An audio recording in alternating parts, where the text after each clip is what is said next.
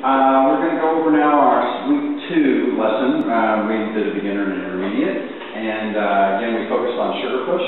So in our beginner part, we went through the basics of sugar push, which we showed you in week 1, but we did that just to get everybody up to speed, and so that took a certain amount of time in the class. And then we went into some stylings and things that we have. We did a different turn where she passes by, but it's a free spin. So what I have to do is, it's a trading places move, where I'm going to end up where she is and she's going to end up over here. But I have to turn and move in a totally different way than I normally am. Remember that it's when my center goes somewhere that it leads her and pulls her center by our frame. So I have to get her going. I have to give her momentum and direction first before I can do anything else, because I want her to get over here. So I've got to go 1, then I hook around behind, 2, 3, and throw, triple step. So that throw is a free spin. A free spin meaning I'm spinning her and setting her free. For a while I don't have a hand on her. And so as she goes through, we go 1, 2, 3, and 4, 5, and 6. That hand, her frame has to stay absolutely rigid, sort of like a turnstile.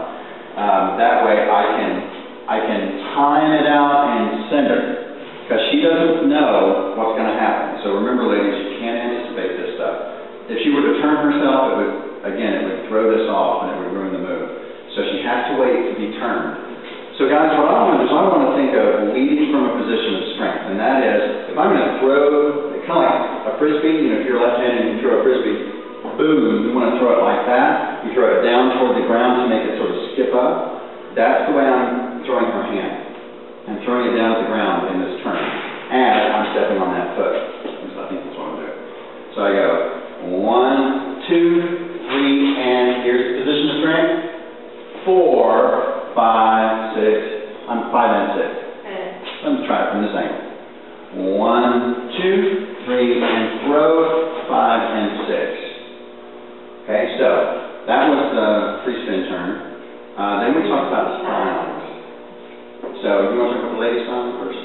Well, never underestimate the power of your free arm, ladies. So, while it's free, as we did whenever we open up, we just can let our arms just float backwards and up. There are so many different things we can really do during that kind of style with our arms. So I'm talking about, right? I might just let it float back. I might pull it over my head and back. I might put it on my hip. I'm only limited by your imagination.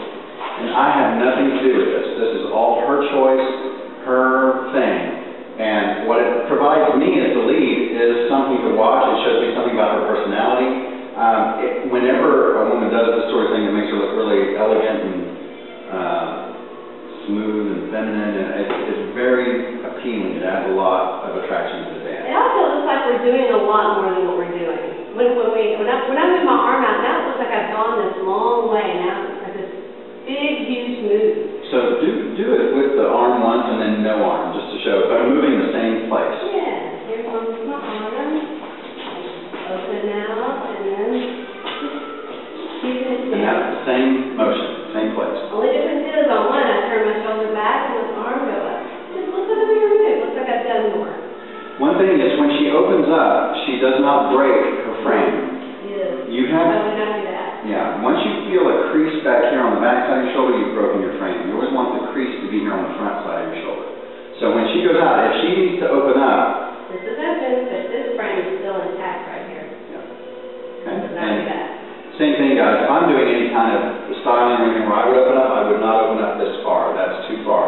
I want to keep integrity here, strength, so that I can always still lead and control, what's going on here.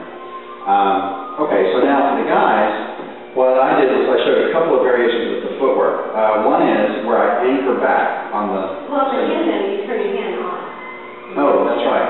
Yeah, I mentioned that the lead always has his elbow in front, but as soon as my elbow comes back here, if it's just a free hand, that turns it off. That basically says this is not in operation anymore. So when I'm doing my sugar push, if I leave my hand back here, she doesn't expect to take it because it's turned off.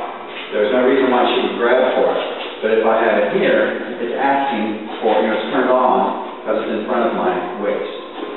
So if I'm going to do my styling, what I do is I anchor back. I bring my right foot under me, and my weight is on that foot. Normally I go bum, bum, triple, go, and I just have my foot right here. But this time I'm going to bring it under me and send my other foot out in front of me a little bit. So there's no weight on this foot. So when I go bum, bum, triple, go, triple step, it gives a line. And actually, this kind of line by myself, this might be a line I don't hit very often in my life, but when I'm dancing and I do this, what it actually does is it directs everybody's eyes to her, but it looks good on me. So that was one styling. The other styling was just changing the first triple step to a touch step. That's an equivalent. So I go 1, 2, touch, go, triple step. The same 1, 2, touch, go, triple step. So notice we're still doing, the guy is still doing this one pace worth of distance travel, just as always. So the sugar push is all about that. I think that's everything we did in the beginning. So next intermediate class, we went over some of that. There were some questions about some of that, but then we also did a move called, I think it's called basket. That's what I call it. And it's where I bring her in, and this is normally an 8 count move, but we can make it a 6 count by just sort of accelerating everything. So I want to bring her in, triple step. So what I do is I go 1, 2, triple step. So that last step of the triple, I've got to be moving back to get her moving back, so she'll make the rest of the distance on that last triple step. And I'm hooking my foot around so I can get around and turn to face her. So watch it again. We go 1, 2, triple step, triple step. I'm asking for her hand. So this is turned off. This is definitely turned on, saying, give me that hand. So when I bring her in, 1, 2, we already have hold of that hand. Now this hand is the one that controls the move. This one is just kind of long for the ride. It does this little thing, but this pull here is not from this hand, it's from this one against her belly here. I'm pulling her center back that way. So watch that. 1, 2, triple pull, triple step. So this hand is really not driving anything in this move. It's just kind of positioning, but it has very little strength to it. It's all this one. And we spent a lot of time on that. It's a little tricky to get. So that's what we did in our intermediate class.